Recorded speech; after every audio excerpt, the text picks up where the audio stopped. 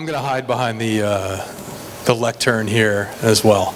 Actually, it'll help me to kind of look at the screen a little more discreetly as we talk about everybody's favorite topic, marketing. I think it has a little bit of a strange taboo, the word marketing. I think a lot of folks consider it to be we're trying to trick or convince or assuage a customer to do or act or think in a certain way. But when I think about what we do for Trillium and how I think about what we intend to do for the Northeast Grainshed, I think it's very simple in what we want to do. We want to be able to tell our story, and we want to tell folks why we do what we do. I think what we do and what everybody in the supply chain does is inherently intuitive and inherently beautiful. So there's really not much to do in terms of traditional marketing tactics or trying to make people think or behave in a certain way. I think if we just sort of peel back the curtain a little bit and do it in a way, people will respond pretty quickly. I'm going to show a picture here, and I'll tell a story about how we originally talked about this picture, because it's all about what's going on in the image that we're seeing here. So obviously that's me. That's at our original location on Congress Street in Boston. We opened up with a little over 2,000 square feet in our New England farmhouse-inspired brewery, and we just about ran out of money. I didn't tell that story in this picture. I just told the story about we moved our first tank day. It's a big day for a brewery. We had moved our first tanks in. My friend Kevin took the picture, and that went up on Instagram, and we're excited. But that is not what was happening in that picture. That was not the human story that was unfolding that day. That was a guy who was scared out of his mind. We ran out of money. We were over about a year late. I think brewers will pick up on this pretty quickly. What do you notice about these here fermenters? There's no insulation. There's no cladding. I convinced the fabricator to sell us tanks that didn't have insulation and cladding, so he would charge me $750 less per tank, because we literally ran out of money. We were supposed to start with 6. So this guy had convinced his wife to open a brewery in the middle of Boston. There's no trench drain. There's the lowest pipe in there is 8 feet tall. Didn't know what I was doing, and we had 1 child and 1 on the way. Totally out of his mind, scared. I think we can tell that story now and kind of humanize our efforts. But I think with an image like this, that's not the story. I think the why and the what was going on there is a very important part of what we can tell. I think some of the things that we want to talk about, hi, I'm JC. Some of the things that we want to talk about aren't necessarily always the most beautiful or romantic things. I think what people really identify are with those human stories. At that moment in time, I was too scared. We just want to say, hey, I'm really, really excited, it's tank day. But I think what would have probably helped folks identify with us a little bit more in that time is being a little bit more vulnerable. Talk about some of the things that are really tough. I think everybody can identify with tough days.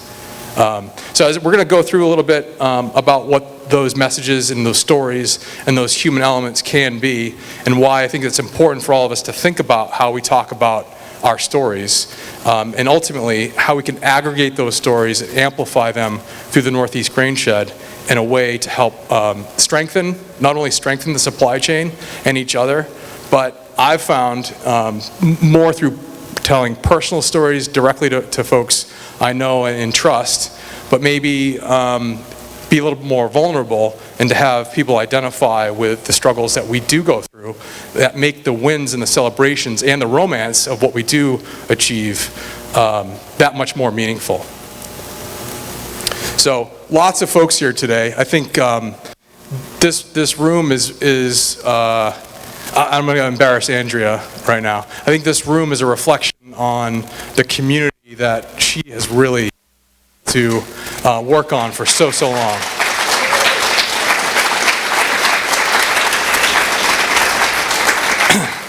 And I didn't have to say more than that, for everybody in the room to understand what I'm talking about.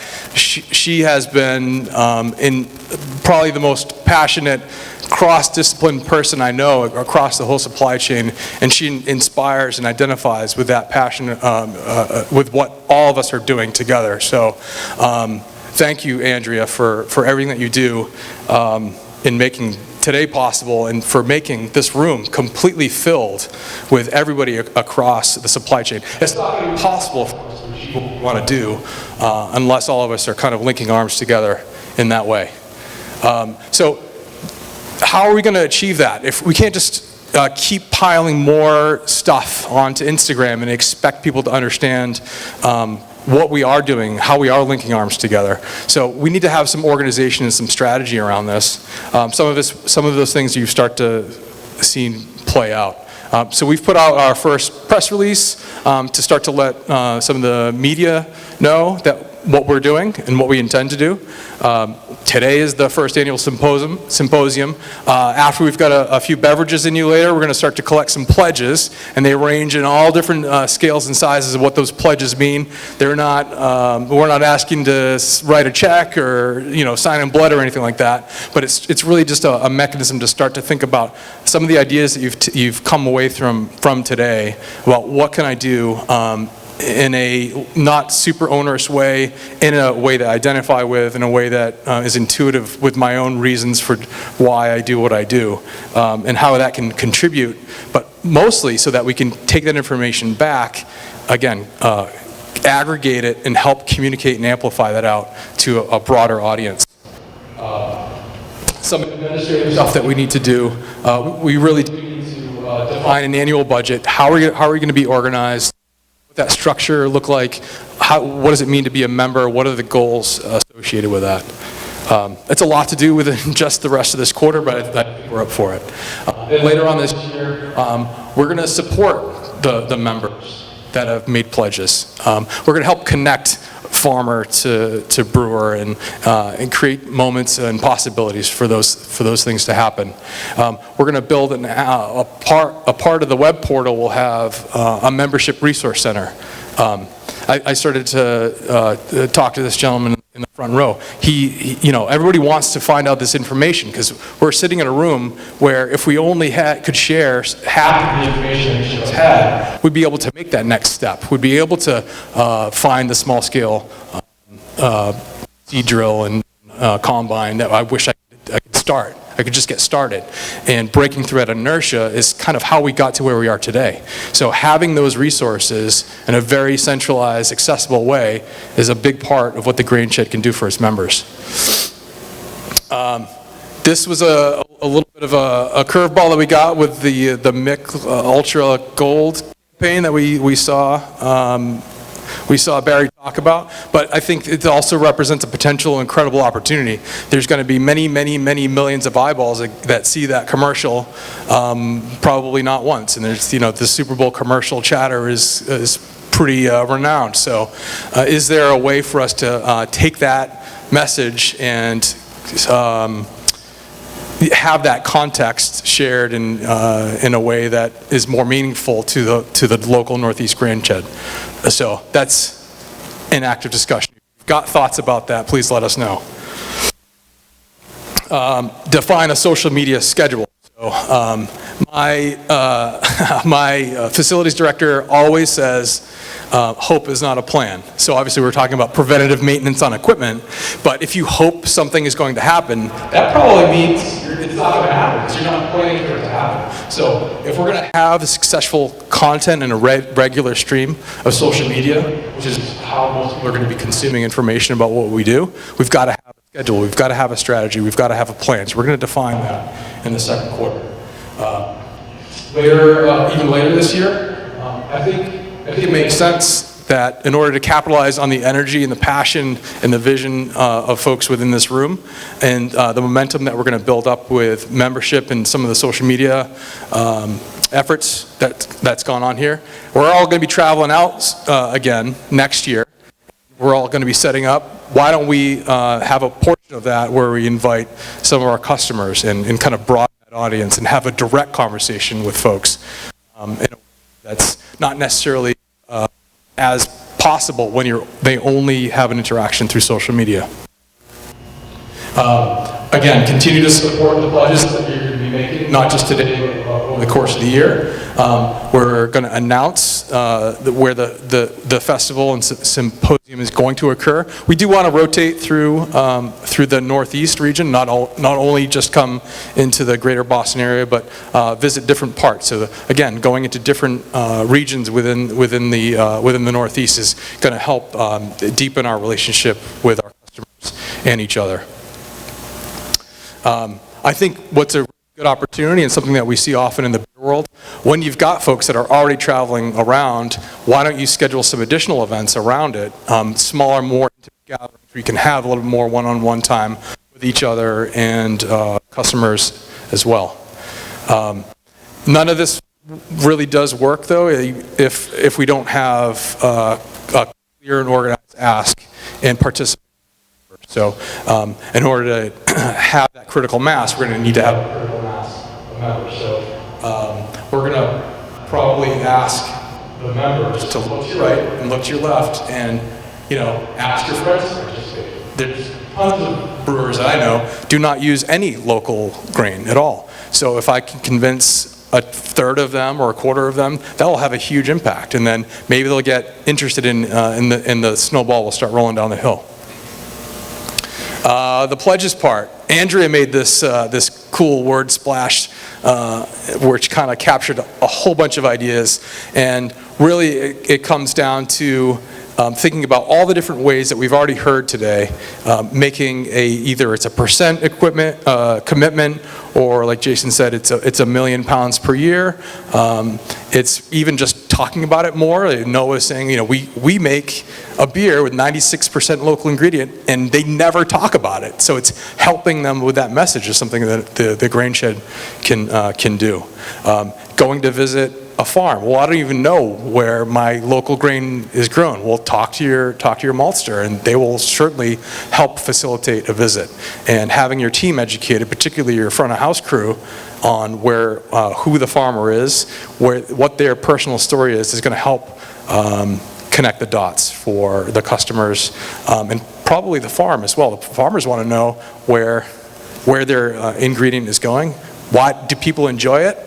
Isn't it nice to see a smiling face and have folks say thank you? I know we enjoy that all the time. I did want to talk about a couple of examples where Trillium has used local grain, sometimes not as the only focus, but as a point to kind of highlight how community can be built around and is centered on and is naturally a part of some of our efforts.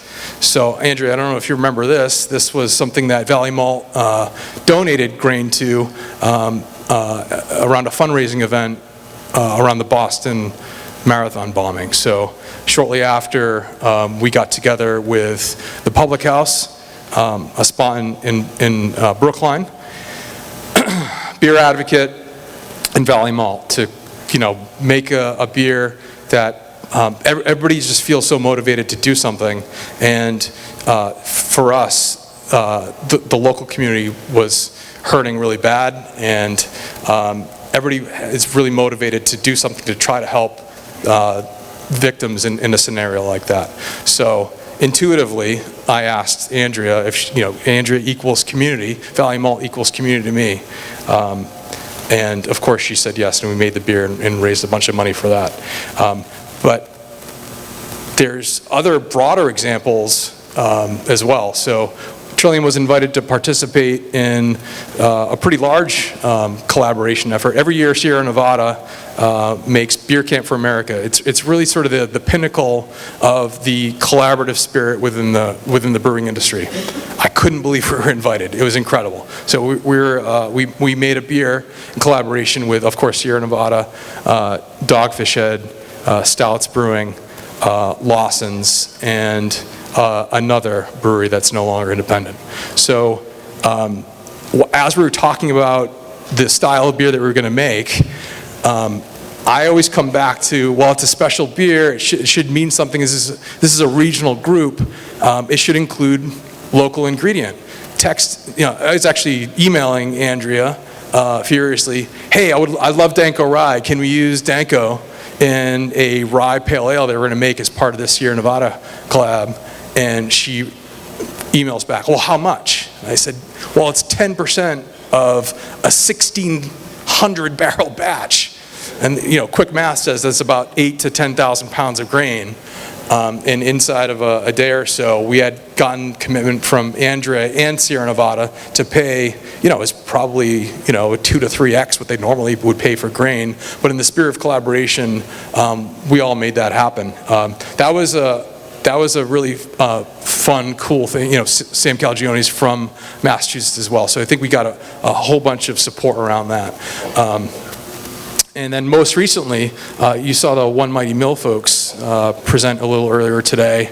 I went to just go visit them because I was stoked to hear that they were going to be using transitional organic wheat in all of their in their flour making in their bakery. In that visit, I learned that they had sort of a side stream product in the wheat middlings, and as most brewers do, it was wheat. I wonder what the gravity potential is at. I wonder what it tastes like. I wonder if we can make a beer with it. I just think about that with every food product that comes across my desk. So we did some research in our lab. We did Congress mashes. We got to understand it and how does it lauter. And we did some test batches with it. And we finally graduated it to a production scale batch. And this kind of told the story. This was the label on the can.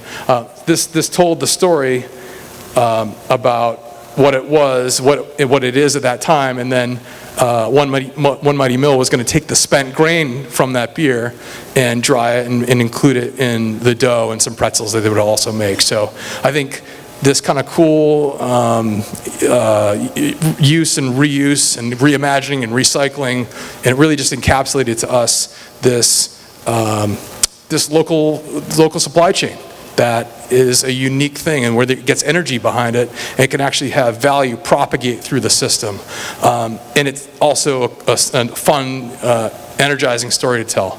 I think what the problem is with all these projects for us is, I would guess it's probably either the first time you've heard of these projects, or you're like, oh yeah, I remember Trillium did that fundraiser for One Boston way back when, is that it probably saw a pretty small slice of the eyeballs in the room, or even the community around us. We need a way, as I said before, to aggregate those stories and coordinate them and create an archive so that it becomes accessible not only to customers but to each of us, to help drive and encourage further ideas about what's possible. Not to copy the ideas necessarily, but to drive further creativity around how we can approach and actively think about in our daily lives how we can do these kinds of projects together. In telling our stories, as I said before, we're not trying to convince or trick anybody. We just have to stay true to our intentions and communicate that authenticity. It really helps if what you're showing publicly in video or a picture or a story they're telling, it really helps if it's beautiful and romantic. But as I said before, in that first picture, you can't forget there were a bunch of humans here as well. So not everything is perfect. There's a story behind the compromises that he had to make, the sleepless nights that we've had, and again, it really makes those successes that we do achieve that much more meaningful. There's just thousands and thousands of moments of beauty for us to talk about. When we talk about authenticity, though, there's got to be consistency here, and the appropriate storytelling needs to happen. It was really tough for us to tell our story and our intention, because what people saw and reflected on from the outside looking in, does this look like a New England farm brewery? No. This was our original 2,000 square foot location in Boston. Does this building look like a New England farm brewery? No, it does not. But that's in our hearts, so that's an intention. So sometimes there's a disconnect, and a lot of our stories aren't clearly evident in the visuals that we tell. So in the language that we use and how we communicate our stories is very, very important. I'll be the first to admit, we've had a very hard time connecting folks and recognizing that that is within our core being. It was one of our main reasons for existing, is to become one day a New England farm brewery. People know primarily Trillium as a brewery that makes New England IPAs. Which I'm very happy about, but I do wish we had a little bit more visibility to our intentions around becoming a New England farm brewery. So it's important to be consistent in your message and really come back to the why. I think we've heard a lot of folks talk about why, what your intention is going to be, and that you continually make progress on your intention, and ultimately what that impact has in your storytelling is going to be incredibly important as well. I think what had happened in early days and what continually happens is there's so many opportunities for what we're doing, but if you don't capture the moment, then it's going to be very difficult to tell that story. So capturing content for everybody here is going to be very important to help contribute to the Grainshed effort. Like I said before, that hope is not a plan. Oh, I'm going to take that 5-second video of the sun coming up over the field, or it's been a long time since I talked about my love for Danko Rye. You know, there's got to be a way, and you got to have a strategy. You've got to have a plan for what you're going to do, because otherwise that opportunity is going to start to pass you by. So here's a pretty cool contrast. Here's our original location. Clearly not a New England farmhouse brewery, but now we're going to be able to help better tell that story and for it to connect with folks. Pete Bissell brought his now infamous drone out to our farm in Connecticut and flew it out this past fall to take this picture. It's going to be a little bit easier for us to communicate that Trillium is going to become and one day will be a New England farm brewery. So beauty is important, but being consistent with that message about what your intentions and why you do what you do is important. But this is, as I said before, this is one small brewery's set of stories, and I think if we're able to echo these kinds of sentiments, because I think a lot of us are very aligned on what we do and why we do what we do, if we can have that consistency in message across all of what we do, aggregated and amplified through the Northeast Grainshed, the impact that we're going to have collectively as a group is going to be that much more powerful. Thank you.